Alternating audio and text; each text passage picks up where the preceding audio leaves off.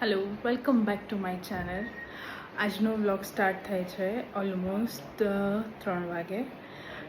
Actually આ vlog બનાવવાનો મારો એક અલગ ઇન્ટેન્શન છે કે આજે એક મને એક્સપિરિયન્સ થયો કે આધ્યાને મેં આજે સીડ્સ ઓફર કર્યા, લાઈક સનફ્લાવર સીડ્સ ને પમ્પકિન સીડ ઓફર કર્યા, પણ એણે ખાધા નહીં, ના એ ખજૂર ખાધું એણે. તો મને એક આઈડિયા આવ્યો કે અત્યારની છોકરીઓમાં અર્લી પ્યુબર્ટીની બહુ પ્રોબ્લેમ થવા માંડી છે. સો એઝ અ મધર મને બી ચિંતા થઈ કે હું એનામાં અત્યારથી હેલ્ધી હેબિટ્સ ટ્રાય કરું, લાઈક એને સીડ્સ આપું, ખજૂર આપું, કારણ કે એની બી એજ થવા માંડી છે. તો હોર્મોનને પ્રોપર રાખવા, મેન્ટેન કરવા માટે હું અત્યારથી ધીરે ધીરે એને સીડ્સ ને ખજૂર ને બધું આપવાની કોશિશ કરું છું, પણ એ હજી બિલકુલ નથી ખાતી અને ભાવતા જ નથી. તો મને એક આઈડિયા આવ્યો કે હું એ વસ્તુની ચોકલેટ બનાવું. તો આજે મેં વિચાર્યું કે હું મને એક નાનો બેચ બનાવું ચોકલેટનો, કે એને ગળ્યું બી ઓછું મળે, ચોકલેટના નામે ચોકલેટ મળે, અને એઝ અ મધર મને સેટિસ્ફેક્શન મળે કે મારી છોકરીએ ખજૂર અને સીડ્સ ખાધા છે. તો આજે એક ચોકલેટ બનાવી રહી છું. હોપફુલી એ બધાને તમને હેલ્પફુલ થાય, અને આ ચોકલેટ શ્યોર ટ્રાય કરજો. મેં પણ આગળ પહેલાં ટ્રાય કરેલી છે, મને સારી લાગી. તો મને એવું થયું કે આધ્યાને હું ટ્રાય કરીશ તો ડેફિનેટલી એ વસ્તુ ખાશે. જો એ સીધા નથી ખાતી તો હું એને આવી રીતે ખવડાવું. તો તમે બી ટ્રાય કરજો. અને એઝ અ મમ્મી મને એવું લાગે છે કે છોકરીઓમાં ખાસ કરીને અર્લી પ્યુબર્ટીના બહુ પ્રોબ્લેમ થવા લાગ્યા છે અત્યારે, કે જલ્દી પીરિયડ સ્ટાર્ટ થઈ જાય છે. તો છોકરીઓને એટલીસ્ટ ફિઝિકલ એક્ટિવિટી કે પછી આવી રીતે હેલ્ધી હેબિટ્સ પાડીને તો આપણે થોડું રોકી શકીએ છીએ. સો આ એક મારો અત્યારે હું એક ટ્રાય કરી રહી છું. હોપફુલી બધાને ગમે અને તમે ટ્રાય કરો, અને ટ્રાય કરો તો ડેફિનેટલી મને કમેન્ટ બોક્સમાં જણાવો. આપણે સ્ટાર્ટ કરીએ. મેં બધા ઇન્ગ્રીડિયન્ટ છે એ બ્લિંકિટ પરથી ઓર્ડર કર્યા હતા અને બધાને રોસ્ટ કરી દીધા છે. સો આગળના વિડીયોમાં જોશો તમે. આ છે રોસ્ટેડ પમ્પકિન અને સનફ્લાવર સીડ્સ. આ છે દાડમ. આ છે રોસ્ટેડ આલમંડ. આ છે ડાર્ક ચોકલેટ કમ્પાઉન્ડ. આ છે મિલ્ક ચોકલેટનો 1 બાર જેવું લીધું છે, અને ડાર્ક ચોકલેટના 3 લીધા છે. અકોર્ડિંગ યોર ટેસ્ટ તમે કોઈ વધારે ઓછું કરી શકો છો, પણ મારે છોકરાઓને વધારે પડતું ગળ્યું નથી આપવું, એટલા માટે હું આમાંથી બી થોડું જો લાગશે ને તો હું ઓછું લઈશ, અને ડાર્ક ચોકલેટનું કમ્પાઉન્ડવાળું જે છે એ વધારે લઈશ. અને મેલ્ટ કરવા માટે આપણે ડબલ બોઇલિંગ મેથડથી કરીશું. તો આ બધા જે છે એને એકદમ ફાઇન ચોપની પણ થોડા ચોપ કરી લઈએ તો ઇઝીલી બોઇલ થઈ જાય. આ જે આખો સ્લેબ હતો એમાંથી ખાલી હું આટલો પોર્શન જ લઉં છું મિલ્ક ચોકલેટનો. આટલો હું મૂકી દઉં છું પાછો. હવે આ બધું આમાં ભરી દીધું છે. હવે આમાં આપણે ડબલ બોઇલિંગ કરીશું. આવી રીતે ડબલ બોઇલર કરીશું. અંદર છેક નીચે પાણી છે અને ઉપર ચોકલેટ છે, એટલે પાણીની વરાળથી ચોકલેટ મેલ્ટ થશે.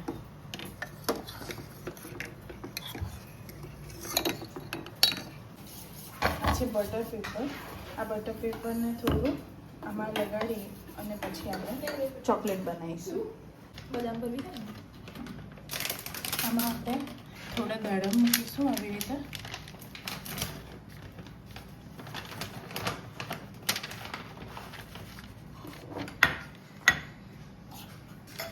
અને એની ઉપર આવી રીતે મેલ્ટેડ ચોકલેટ રેડીશું.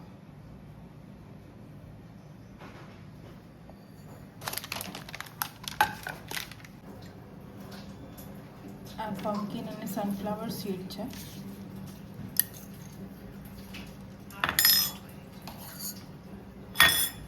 અને એની ઉપર ચોકલેટ આવી રીતે રેડીશું.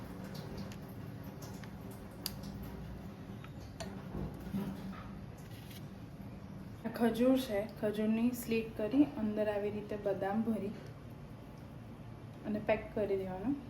અને આ મેલ્ટેડ ચોકલેટ છે એમાં નાખી દીધું. અને રેડી છે.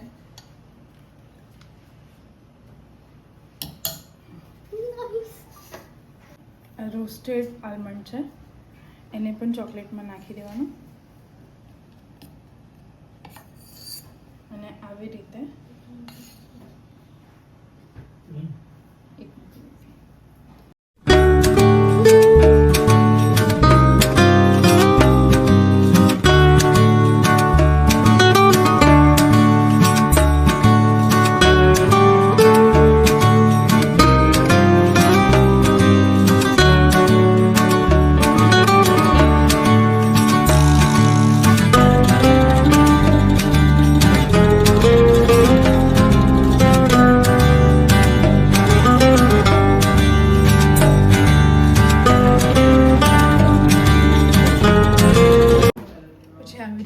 ફ્રીઝમાં મૂકી દીધું છે.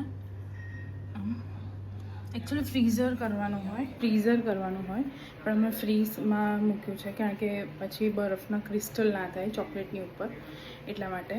આવી ઓલમોસ્ટ 3 પ્લેટ થઈ છે અલગ અલગ, દાડમ, સીડ્સની, ખજૂર અને આલમંડની અને આલમંડની, એવી રીતે બધી અલગ અલગ ચોકલેટ્સ કરી છે.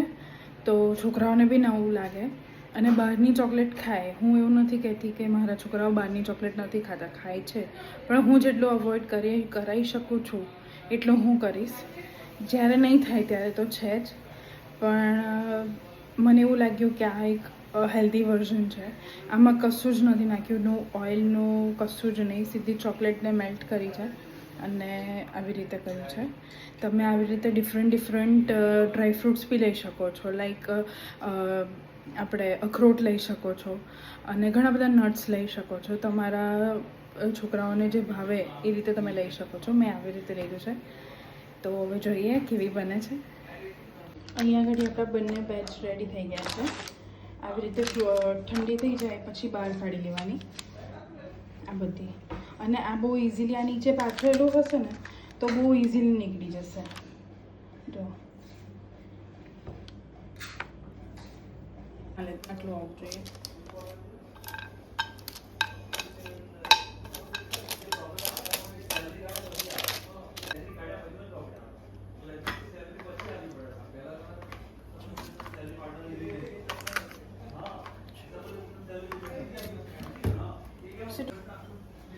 આ છે આલમંડની બધી,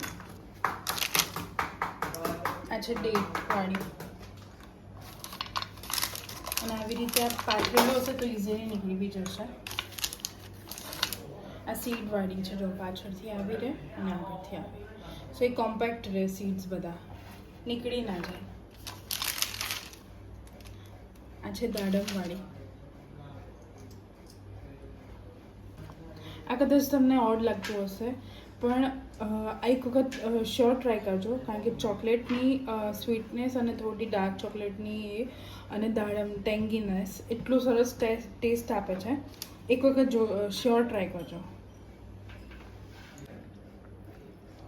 આ બધા આવી રીતે કન્ટેનરમાં પેક કરી દેવાની અને આનું છે ને ફ્રીઝમાં જ રાખવાનું. ફ્રીઝમાં રાખશો તો એ સોલિડ થોડી રહેશે. હવે હું આદ્યાને ટેસ્ટ કરાવીશ કે આને કેવી લાગી.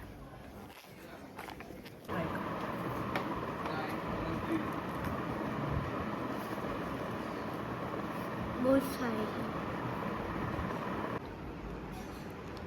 કઈ ખાધી તમે? દાડમવાળી.